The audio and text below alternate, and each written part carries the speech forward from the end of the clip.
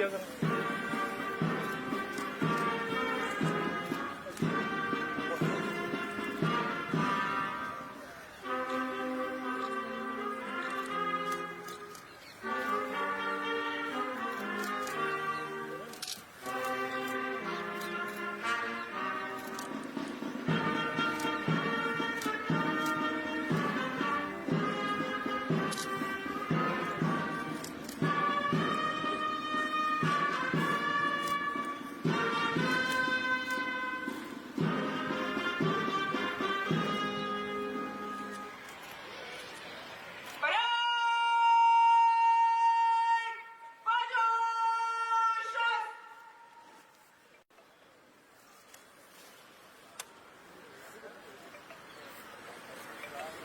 झंडिया तिरंगिया निराली तेरी शान है, सारे देश वासियों को तेरे उत्ते माण है। साडे मुख मेहमान जी वालों परेड का निरीक्षण होगा। साडे मुख मेहमान जी मानयोग राज्यपाल पंजाब श्री गुलाब चंद कटारिया जी, उन्होंने परेड कमांडर ASP आकाशी जैन IPS परेड का निरीक्षण करने की बेनती कर रहे हैं।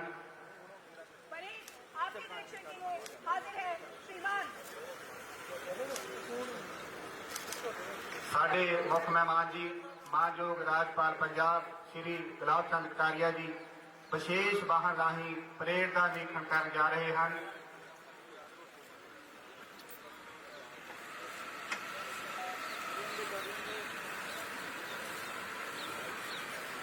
उन्हों का साथ दे रहे ने मानयोग चीफ सैक्रटरी जी cab Sinha ji IAS, मानयोग DGP Shri Gaurav Yadav ji IPS, साडे मुख मेहमान जी मानयोग राज्यपाल पंजाब श्री गुलाब चंद कटारिया जी किसी जान पहचान के मोहताज नहीं। आप जी का जन्म 13 अक्तूबर 1944 को उदयपुर राजस्थान विखे होया। आप जी राजस्थान सरकार में 3 बार कैबिनेट मंत्री वजों सेवावां निभा चुके हैं ਅਤੇ राजस्थान में विरोधी धिर के नेता भी रहे हैं। आप जी इस तो पहला आसाम के राजपाल वजों भी सेवावां निभा चुके हैं। आप जी का सियासी और समाजिक योगदान बहुत बड़ा है। एक सरहदी सूबा होने करके पंजाब आप जी के विशाल अनुभव के लिए बहुत आसबंद है। आप जी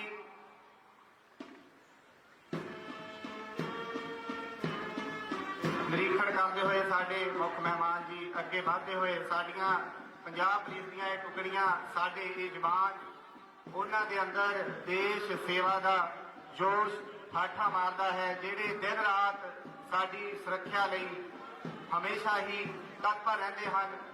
भाई कितनी सोहनी वर्दी है साडी पुलिस, बहुत काम करती है। जदों असीं अपने घरां विच सुते हुंदे हां तां साडी सुरक्षा की जिम्मेवारी ये अपने मोढियां सिर लैंदे हन। भावें कोई भी त्योहार होण, ये फिर भी उस वेले भी अपने घर बार तो दूर साडे देश लई, साडे पंजाब लई, साडी मिट्टी लई हमेशा ही तत्पर रहंदे हन। साडे जवान, साडे मानयोग मुख मेहमान जी अगे बढ़ते हुए साडे ये जवान साडे स्कूलों के विद्यार्थी किन्ने जोश नाल किन्ने चाह नाल अज दे इस समागम दे विच शामिल ने। उन्हां दे अंदर देश प्यार का जज्बा, जुनून, जोश, भावना इस दिन दे विच होर बुलंद होंदी है। साडे लई बहुत खास दिन हुंदा है 26 जनवरी, जदों साडे देश का संविधान लागू होया। साडे सारे ही भारतीयों लई बड़े माण वाली गल है कि असीं अज बड़े खुशी महसूस कर रहे हैं इन्हां पलां दे विच जदों जिला लुधियाना दे विच राजपत्री समागम हो रहा। साडे मानयोग मुख मेहमान जी मानयोग राज्यपाल पंजाब जी जिहड़े अज दे इस समागम की शोभा नूं चार चंद ला रहे ने, साडे मुख मेहमान ने। झंडिया तिरंगिया निराली तेरी शान है, सारे देश वासियों को तेरे उत्ते माण है। एक तार तेरी व्यापे में मोहर दी, मुल है आजादी सदा लौहां नाल तोड़दी, उच्चा साडा अंबरा ते झूलदा विधान है। झंडिया तिरंगिया निराली तेरी शान है, सारे देश वासियों को तेरे उत्ते माण है।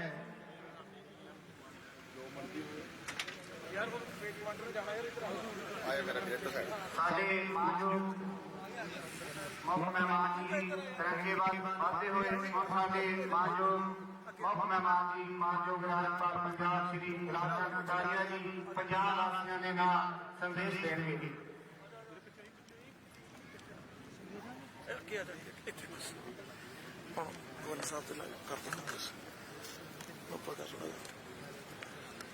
जूम आउट कर दे बस ठीक है। क्लियर होनी चाहिए फोटो। हम तो देख लो सज्जे करना खब्बे करना बस ठीक है। इधरों तो परेड लगना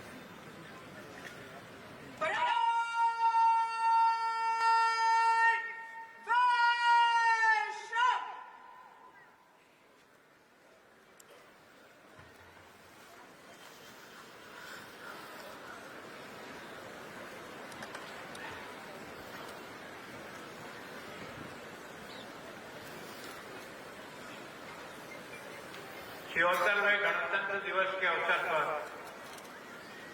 आदरणीय प्रिय पंजाब वासियों, आज 26 जनवरी के पावन अवसर पर मैं समस्त भारतवासियों, विशेष रूप से पंजाब के निवासियों को 76वें गणतंत्र दिवस की हार्दिक बधाई और शुभकामनाएं देता हूं। यह दिन हम सभी के लिए गर्व और उल्लास का दिन है। यह वह दिन है जब हमारे देश का संविधान लागू हुआ और भारत एक संप्रभुता संपन्न लोकतांत्रिक गणराज्य की स्थापना हुई। सर्वप्रथम मैं इस शुभ अवसर पर वीरों, गुरुओं और पीरों को तपोभूमि में पंजाब को नमन करता हूं। यह बलिदानियों वीर भूमि के सभी सैनिक परिवारों को हृदय से सम्मान करता हूं। उनके वीर, पराक्रमी और शौर्यवान सपूतों ने मां भारती की रक्षा का महान निश्चय किया। गणतंत्र दिवस हमें हमारे संविधान के उन आदर्शों को याद दिलाता है जो न्याय, स्वतंत्रता, समानता और बंधुत्व के आधार पर समाज का निर्माण करते हैं। यह उन महान स्वतंत्रता सेनानियों के बलिदान का स्मरण कराने का दिन है जिन्होंने अपनी जान की परवाह किए बिना हमें आजादी दिलाने में और हमारे देश को नई दिशा दी। राष्ट्रपिता महात्मा गांधी, सुभाष चंद्र बोस, सरदार वल्लभ भाई पटेल, पंडित जवाहरलाल नेहरू और डॉक्टर राजेंद्र प्रसाद लाखों भारतीयों ने भारत को आजादी दिलाने में महत्वपूर्ण योगदान दिया था। इन सभी को मैं नमन करता हूं। शहीद भगत सिंह, राजगुरु सुखदेव, चंद्रशेखर आजाद, करतार सिंह, मदनलाल धिंगड़ा, लाला लाजपत राय, हरी भावे और ऐसे ही अन्य कई स्वतंत्रता सेनानी आजादी के आंदोलन में शहीद हुए थे। उन सब शहीदों को भी मैं नमन करते हुए मैं उनका स्मरण करता हूं। आज के इस अवसर पर मैं संविधान सभा के सभी सदस्यों का भी पुण्य स्मरण करता हूं। हमारा देश डॉक्टर बाबा साहब भीमराव अम्बेडकर का सदैव ऋणी रहेगा, जिन्होंने प्रारूप समिति की अध्यक्षता की और संविधान के अंतिम स्वरूप देने में महत्वपूर्ण भूमिका निभाई। आज का दिन हमें संविधान का प्रारंभिक मसौदा तैयार करने वाले विधिवेताओं श्री BN राव तथा अन्य विशेषज्ञों के अधिकारियों को भी स्मरण करना चाहिए जिन्होंने संविधान निर्माण में सहायता की थी। प्रिय पंजाब वासियों, इस वर्ष के गणतंत्र दिवस का विषय स्वर्णिम भारत, विरासत और विकास है, जो भारत की समृद्ध सांस्कृतिक विरासत साल दर साल प्रगति बनाई दर्शाता है।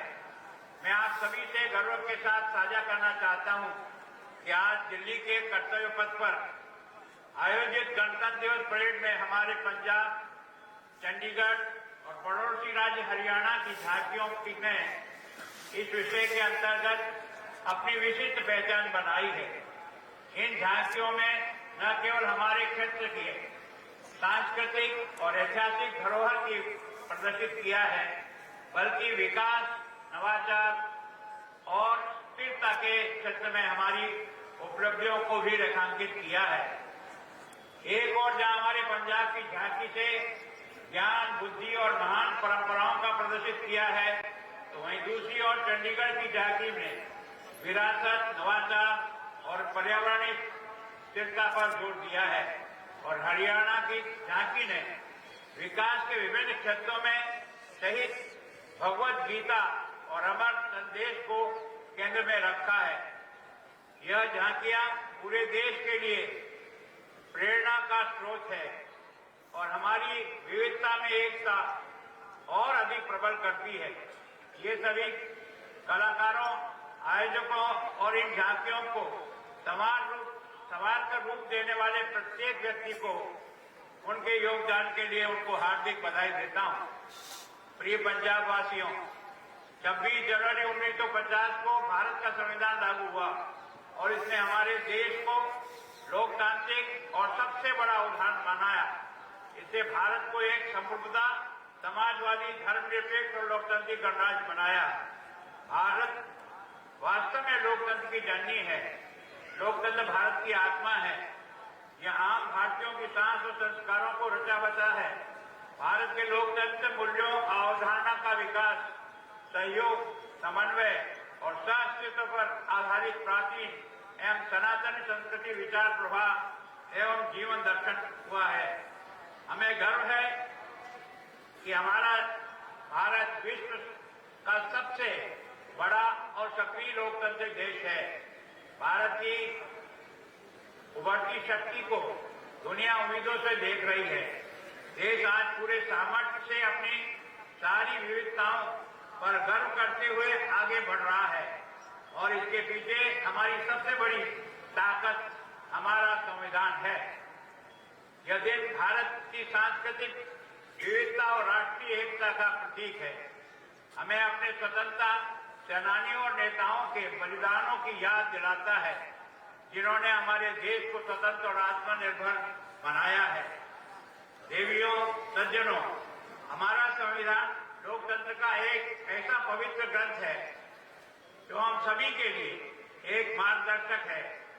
हमारा कर्तव्य है कि हम इसका पूरा सम्मान करें, क्योंकि संविधान किसी भी राष्ट्र की शासन प्रणाली का एक मजबूत आधार होता है। यह शासन की प्रवृत्ति और प्रक्रिया का परिभाषित करता है। इसी के माध्यम से विभिन्न संस्थाओं की स्थापना और उनके कामकाज के लिए निर्धारित किया जाता है। डॉक्टर अंबेडकर ने कहा था कि मैं उनके शब्दों को दोहराता हूं, जिन्होंने कहा था, मैं समझता हूं कि संविधान चाहे कितना भी अच्छा हो, वो इस साबित हो सकता है यदि उसका अनुसरण करने वाले लोग बुरे हों। एक संविधान चाहे कितना ही बुरा हो, वह अच्छा साबित हो सकता है यदि उसका पालन करने वाले लोग अच्छे हों। बाबा साहब संवैधानिक नैतिकता पर बहुत अधिक जोर देते थे। मैं इसी का अनुसरण करने के लिए सभी जनप्रतिनिधियों से भी निवेदन करता हूं। यह लोकतांत्रिक प्रणाली ही वह नींव है जिस पर विकसित भारत 2047 का सपना साकार होगा। प्यारे पंजाब वासियों, पंजाब में भारत की स्वतंत्रता संग्राम में अदिति की और प्रेरणादायक भूमिका निभाई है, जो हमारे गणतंत्र की नींव का आधार बना है। यह भूमि उन वीर सपूतों की कर्मभूमि है जिन्होंने अपने प्राणों की आहुति देकर देश को स्वतंत्रता दिलाई। बहादुरी तो पंजाब वासियों की विरासत में मिली है। सिख गुरु साहिबानों ने बलिदान का ऐसा उदाहरण पेश किया है जो संसार के इतिहास में बेमिसाल है। श्री गुरु अर्जुन देव ने सिख धर्म की पहली बलिदानी है, जिन्हें शहीदों का सरताज भी कहा जाता है। मुगल संग्राम सम्राट जहांगीर ने श्री गुरु अर्जुन देव जी को तपते हुए तवे पर बिठाकर यातनाएं दी, परंतु उन्होंने धर्म के मार्ग पर अडिग रहते हुए अपनी शहादत दी। श्री गुरु गोविंद सिंह जी ने के पिता श्री गुरु तेज बहादुर जी ने, जिन्होंने हिंद की चादर भी कहा जाता है, ने भी धर्म के मानवीय अधिकारों की रक्षा के लिए अपने प्राण न्यौछावर किए। श्री गुरु गोविंद सिंह जिन्हें सर्वंशदानी भी कहा जाता है, ने देश और धर्म की रक्षा के लिए अपने चारों पुत्र कुर्बान कर दिए। उन्होंने अपने पुत्रों की शहादत पर कहा था, इन पुत्रन को शीश पर बाढ़ दिए चार हुए तो क्या हुआ, जीवित कई हजार। चार गुरु साहिबान के रास्ते पर चलकर पंजाब के छोटे बेटे बेटियों ने आज भी बड़ी तादाद में सेना में शामिल होकर देश की सुरक्षा का बढ़ चढ़ करके योगदान दिया है। प्यारे पंजाब वासियों, राष्ट्र आज आर्थिक रूप से मजबूत हो रहा है, जो अब दुनिया की 5वीं सबसे बड़ी अर्थव्यवस्था बन चुका है और आने वाले कुछ ही वर्षों में यह अमेरिका, चीन के बाद तीसरी सबसे बड़ी अर्थव्यवस्था बनाने का राह के और अग्रसर है। भारत के कई क्षेत्रों में असाधारण प्रगति की है। स्वच्छ पेयजल, ऊर्जा, रोजगार, अच्छी सड़कें, रेल पथ के विस्तार जैसे मोर्चे पर हम तीव्र गति से आगे बढ़ रहे हैं। भारत के वैज्ञानिकों ने अंतरिक्ष विज्ञान, सामरिक अनुसंधान, आधुनिक सैनिक उपकरणों, मिसाइलों, तेजस विमान, सैनिक साजो सामान, कृषि अनुसंधान, वैज्ञानिक खोजों, संचार और तकनीकी विदेश व्यापार, परमाणु ऊर्जा तथा परमाणु शक्ति के क्षेत्र में बेहतरीन काम किया है। मुझे पूर्ण विश्वास है कि हम 2047 तक विकसित भारत के संकल्प को भी पूरा करने में आवश्यक कदम उठाएंगे। प्रिय पंजाब वासियों, हमने अपने गणतंत्र की स्थापना के 75 वर्ष पूर्ण करते हुए 76 वर्ष में प्रवेश कर लिया है। यह गणतंत्र नए सपने, नए संकल्प और नई आशाओं को लेकर आया है। वर्ष 2024 हमारे लिए सांस्कृतिक और आध्यात्मिक तौर पर अत्यंत महत्वपूर्ण रहा है। इस वर्ष अयोध्या में श्री रामलला की प्राण प्रतिष्ठा की गई, जो कि भारत के सांस्कृतिक और आध्यात्मिक इतिहास में अभूतपूर्व अध्याय साबित हुआ है। साल 2024 भारतवर्ष के लिए उपलब्धियों से भी भरा रहा है। हमारे माननीय प्रधानमंत्री श्री नरेंद्र मोदी के नेतृत्व में गरीबी उन्मूलन से संबंधित सभी महत्वपूर्ण पहलुओं का यथोचित ध्यान केंद्रित करने के चलते पिछले 10 वर्षों में लगभग 25 करोड़ लोग गरीबी की रेखा से बाहर निकले हैं। आयुष्मान भारत प्रधानमंत्री जन आरोग्य योजना के तहत 70 साल या उससे अधिक उम्र के सभी वरिष्ठ नागरिकों को 5 लाख रुपए तक के निःशुल्क स्वास्थ्य बीमा कवर की सुविधाएं दी गई है।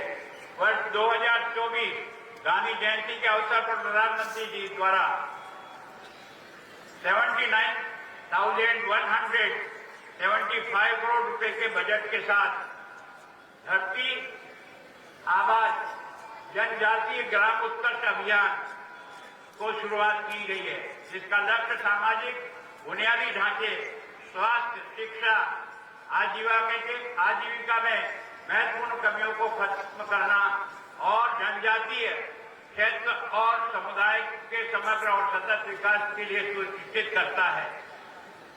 बंबई में निर्मित देश का सबसे लंबा 25 किलोमीटर लंबा टनल अटल सेतु, तमिलनाडु का रामेश्वर में निर्मित अंबन ब्रिज के रूप में भारत का पहला वर्टिकल लिफ्ट रेलवे ब्रिज और जम्मू कश्मीर में चिनाब नदी पर निर्मित दुनिया का सबसे ऊंचा रेलवे आर्क ब्रिज, ये सब ऐसे बुनियादी ढांचे हैं जो हमारे संकल्प को सिद्ध करते हैं।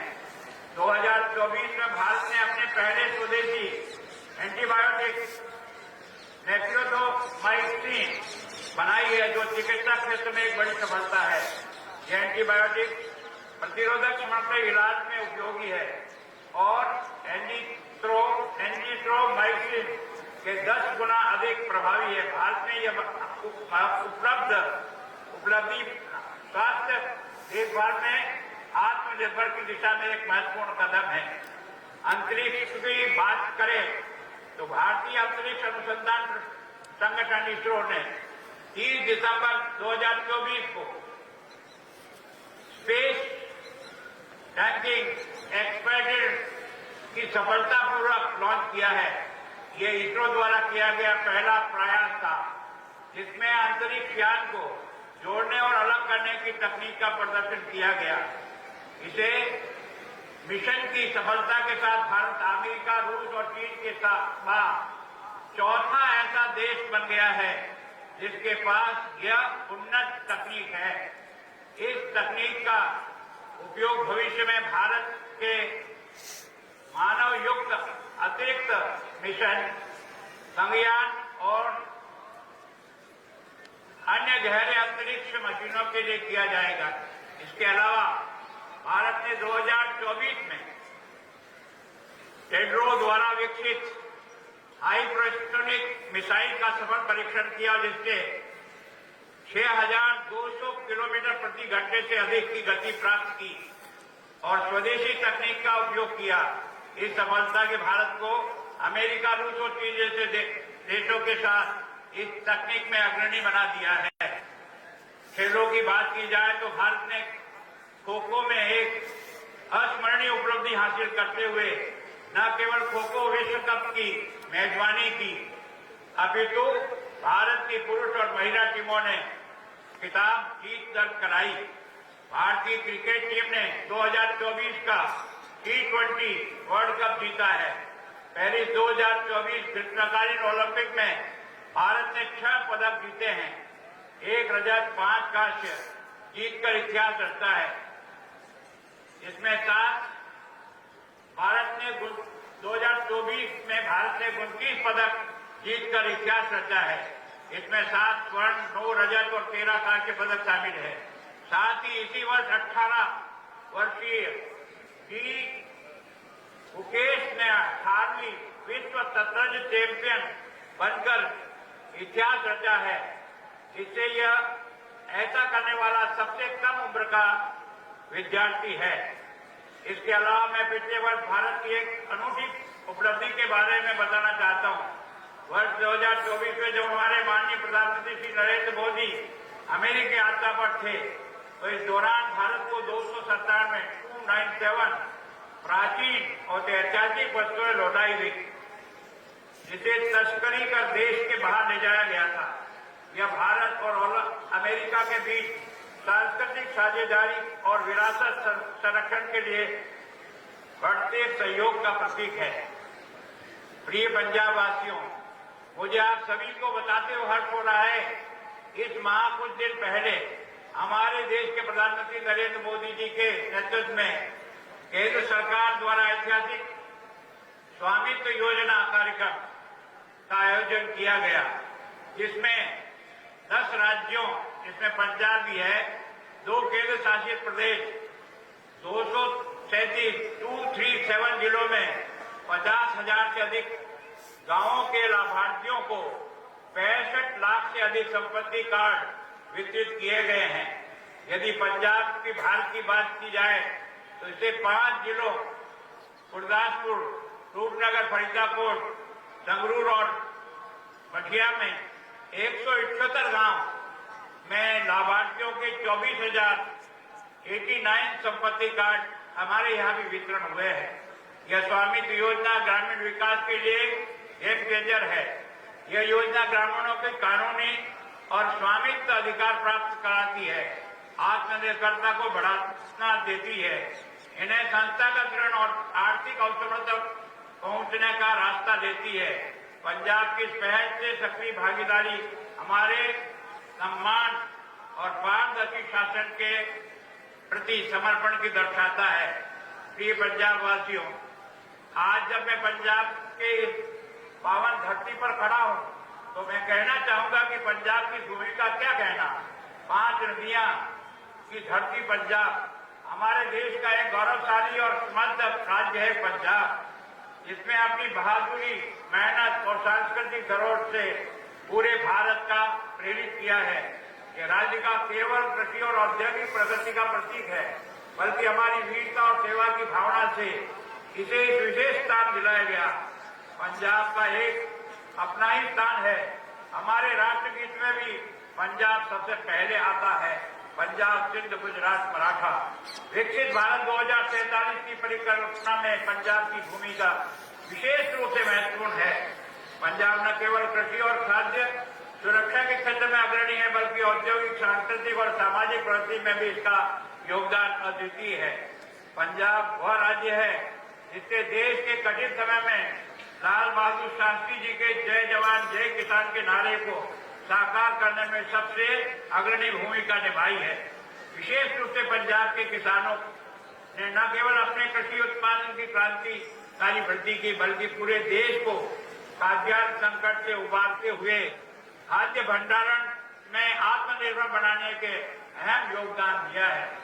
कठिन से कठिन समय में भी पंजाब के किसानों ने अपनी मेहनत और समर्पण से देश के लिए खाद्य अधिशेष पैदा किया है, जो उसके परिश्रम और कुशलता का प्रमाण है।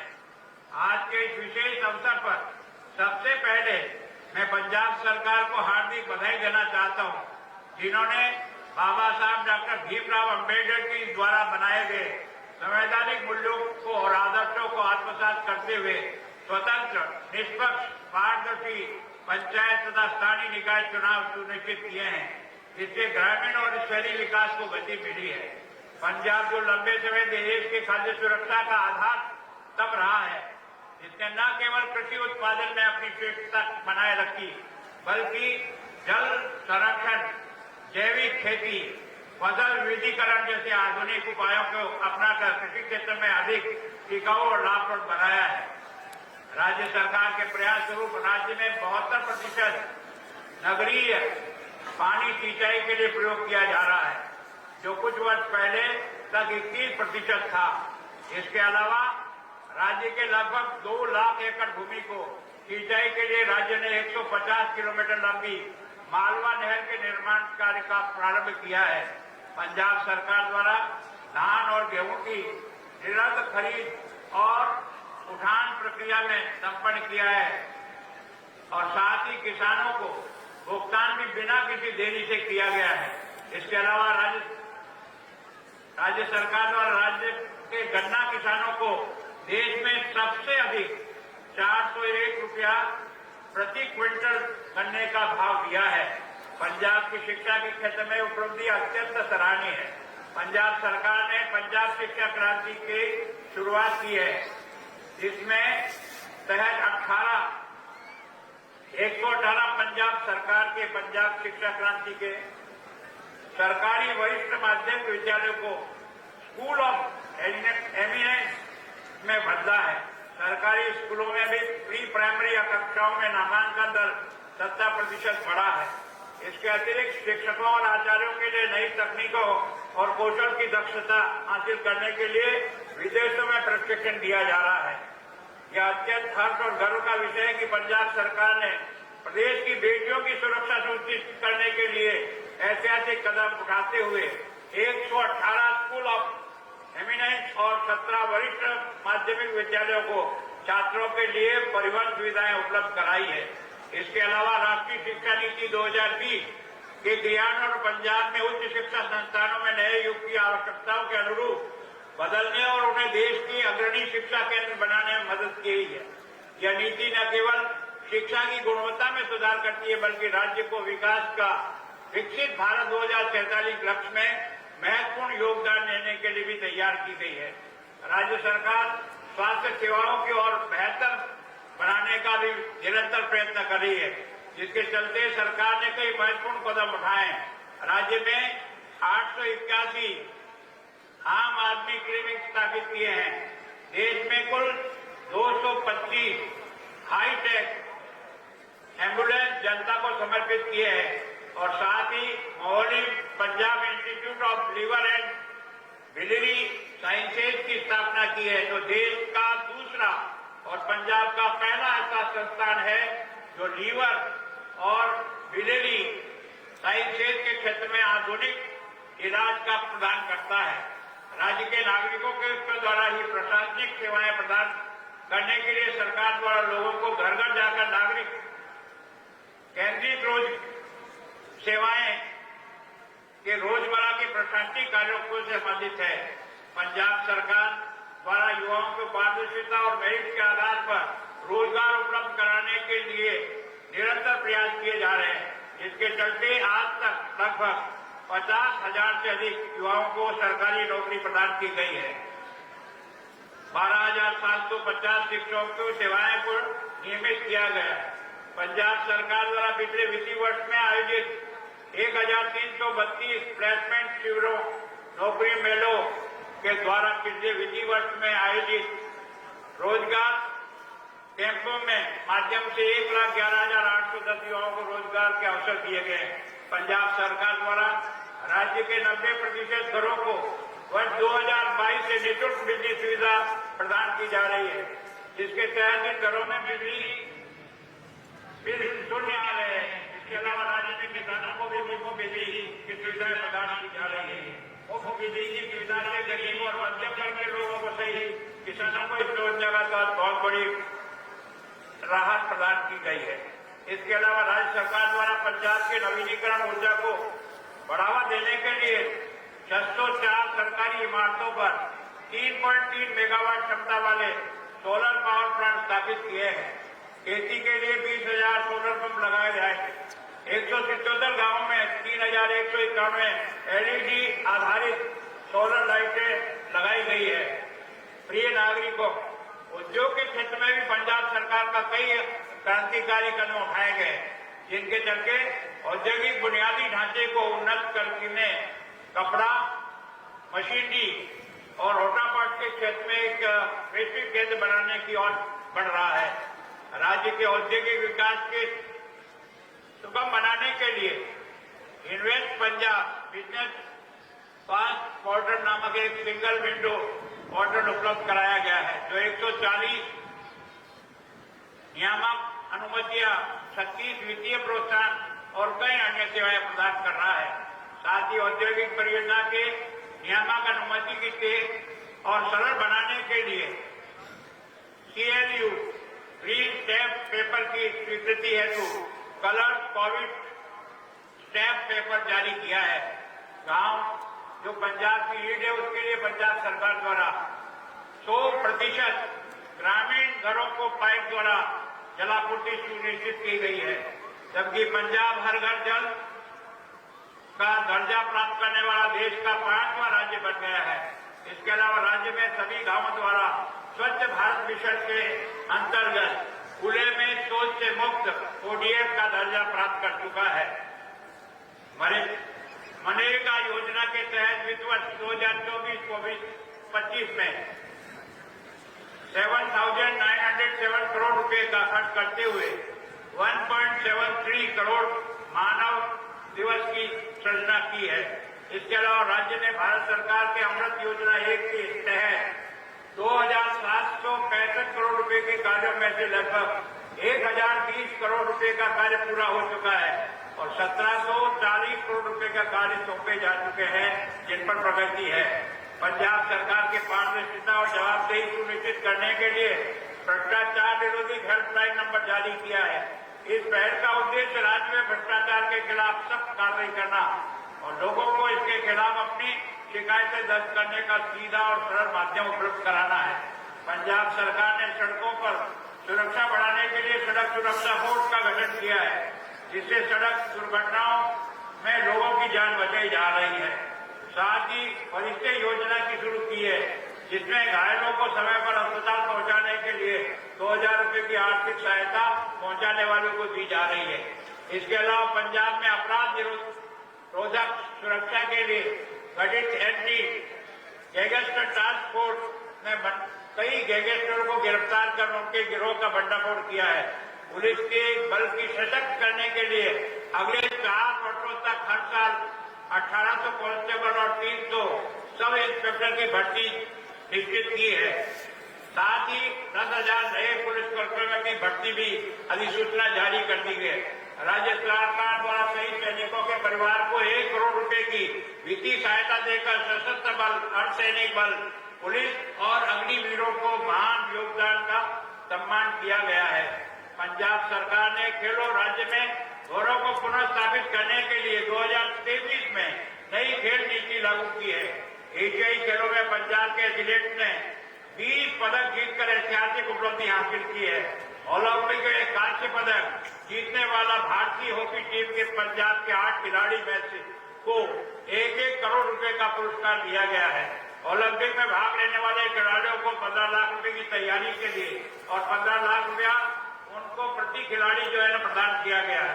साथ ही पंजाब सरकार ने खेल प्रतिभाओं को प्रोत्साहित करने के लिए उनके योगदान को सम्मानित करने के लिए राज्य सरकार ने 11 प्रमुख खिलाड़ियों को पीसीएस पंजाब सिविल सेवा और ESP deputy superintendent of police के पदों पर नियुक्ति दी है। मुझे जानकर अति प्रसन्नता है कि हमारे पंजाब में भारतीय हॉकी टीम के कप्तान श्री हरमनप्रीत सिंह को खेल रत्न से सम्मानित किया गया है। इसके अलावा अमृतसर के हॉकी खिलाड़ी श्री हरमनप्रीत सिंह को जालंधर के सुखजीत सिंह को अर्जुन अवार्ड से सम्मानित किया गया है। साथ ही जालंधर के पूर्व एथलीट सच्चा सिंह को भी लाइफ टाइम अर्जुन अवार्ड से सम्मानित किया गया है। मैं सभी को हार्दिक बधाई देता हूँ। खेल प्रतिभाओं को बढ़ावा देने के लिए पंजाब सरकार द्वारा राज्य में खेड़ा वतन पंजाब किया कार्यक्रम चलाया जा रहा है, जिसका तीसरा संस्करण जारी है। रोहित वीरा पूछ रहे हैं, मैं पंजाब की सरकार की एक अत्यंत महत्वपूर्ण पहल को भी सराहना करना चाहता हूँ। पंजाब में नेशनल ई विधान एजुकेशन परियोजना का प्रारंभ एक महत्वपूर्ण कदम है, जो विधायी कार्यों को डिजिटल और पारदर्शी बनाने की दिशा में राज्य की प्रतिबद्धता को दर्शाता है। इस परियोजना के तहत सदन की कार्रवाई को पेपरलेस किया गया है और सदन की कार्रवाई को लाइव दिखाया जाता है। साथियों, पंजाब सरकार की ये विकास यात्रा केवल भौतिक विकास तक सीमित नहीं है, बल्कि ये समाज के हर वर्ग को साथ लेकर चलने का प्रतीक है। प्रिय पंजाब वासियों, आज मैं यहाँ गणतंत्र दिवस के पावन अवसर पर आप सभी के बीच लुधियाना की इस ऐतिहासिक धरती पर उपस्थित हूँ। यह शहर का केवल पंजाब बल्कि पूरे देश के लिए गर्व का स्रोत है। लुधियाना को पंजाब की औद्योगिक राजधानी के रूप में माना जाता है, जिसे उद्यमियों का औद्योगिक विश्वविद्यालय भी कहा जाता है और यह नाम शहर की औद्योगिक क्षमता और उत्पादन के कारण दिया गया है। लुधियाना साइकिल उत्पादन आज ही उनको जो है ना पद्मश्री से अवार्ड किया गया है, वो भी हमारे यही के ओम प्रकाश जी है। छोटे माध्यम उद्योगों के लिए प्रसिद्ध है। शहर न केवल भारत के बल्कि अंतर्राष्ट्रीय स्तर पर भी साइकिलें और वस्त्र निर्यात करता है। साथ ही यह मशीनरी और ऑटोमेटिक स्पेयर पार्ट्स के निर्माण में भी अग्रणी है, जिसे इसी भारत का औद्योगिक केंद्र माना जाता है। आज जब हमारा राज्य विकास और उन्नति के मार्ग पर अग्रसर हो रहा है, हमारे सामने विकास के साथ साथ जल प्रदूषण, वायु प्रदूषण, औद्योगिक कचरे का सुनियोजित प्रबंधन राज्य में पर्यावरण शिक्षा के लिए बड़ी चुनौतियां पैदा कर रहा है। इसका औचित्य यह है कि भले ही आज हम विकास के पथ पर बड़ी शीघ्रता से आगे बढ़ रहे हैं, किंतु हमें ये कदापि नहीं भूलना चाहिए कि हमें विकास और पर्यावरण की स्वच्छता इन दोनों को उचित संतुलन बनाए रखना होगा, क्योंकि अपनी भावी पीढ़ी को एक स्वस्थ वातावरण प्रदान करना हमारा प्रथम ध्येय होगा। यहाँ मैं लुधियाना के बूढ़े नाले का विशेष उल्लेख करना चाहूंगा, जो कभी निर्मल और जीवनदायी जलधारा थी, लेकिन आज प्रदूषण की और उपेक्षा का शिकार है। बूढ़ा नाला केवल एक जलधारा नहीं है, यह हमारी सांस्कृतिक, आर्थिक और पर्यावरण धरोहर का हिस्सा है।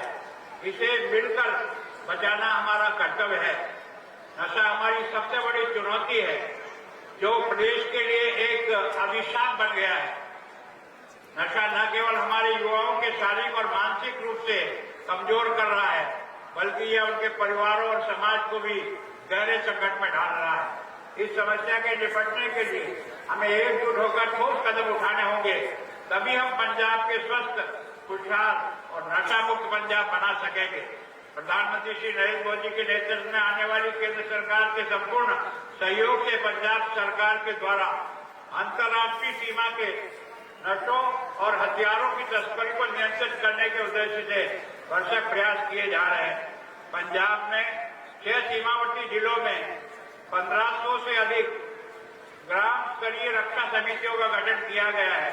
ये समितियां देश की सुरक्षा एजेंसी को ड्रोन द्वारा भेजे जा रहे हथियार और नशों को रोकने में काफी कामयाब साबित हुई है।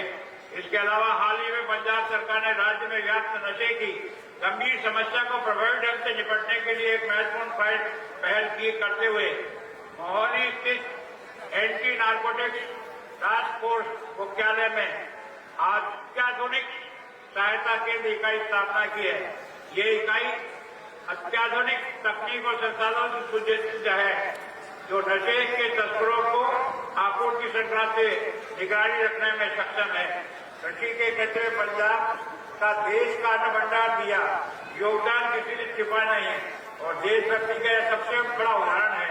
किंतु प्रदूषण और पराली की उचित प्रबंधन हमारे समक्ष बड़ी चुनौती है, जिससे विषय में हमारी जानकारी साझा करते हुए प्रसन्नता हो रही है कि पंजाब में इस बार खरीफ सीजन में दौरान पराली जलाने की घटनाओं में 70% की उल्लेखनीय कमी दर्ज की है, जबकि पराली जलाने की समस्या से निपटने के लिए राज्य ने 58 कंप्यूटेड बायोगैस परियोजना को मंजूरी दी गई है, जिसमें से 4 परियोजनाएं अभी कार्यशील हो गई है।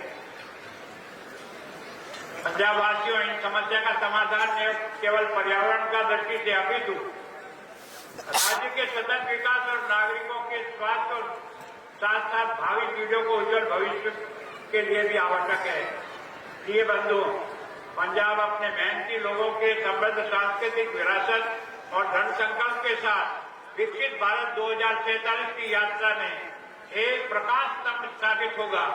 मुझे पूर्ण विश्वास है कि पंजाब इस यात्रा में एक प्रमुख भूमिका निभाएगा, पूरे भारत को विकास, प्रगति और एकता का एक नया दृष्टिकोण प्रदान करेगा। गणतंत्र दिवस न केवल उत्सव का दिन है, बल्कि यह अपने कर्तव्यों और जिम्मेदारी को पूरा करने का भी दिन है। हमें अपने संविधान के निर्माताओं और उनके द्वारा दी हुई मर्यादाओं का पालन करते हुए एक सशक्त समृद्ध भारत के निर्माण के लिए कार्य करना है। अंत में मैं अपने सैनिकों को सलाम करता हूं, जो कठिन परिस्थितियों में देश की सीमाओं की रक्षा कर रहे हैं। एक बार फिर आपको स्वतंत्रता दिवस का शुभकामना देता हूं और आपके उज्जवल भविष्य की कामना करता हूं। आइए इस गणतंत्र दिवस पर प्रतिज्ञा करें कि हम पंजाब और देश को विकास की नई ऊंचाइयों पर ले जाने का योगदान करेंगे। जय हिंद। बहुत बहुत धन्यवाद माननीय मुख्य मेहमान जी।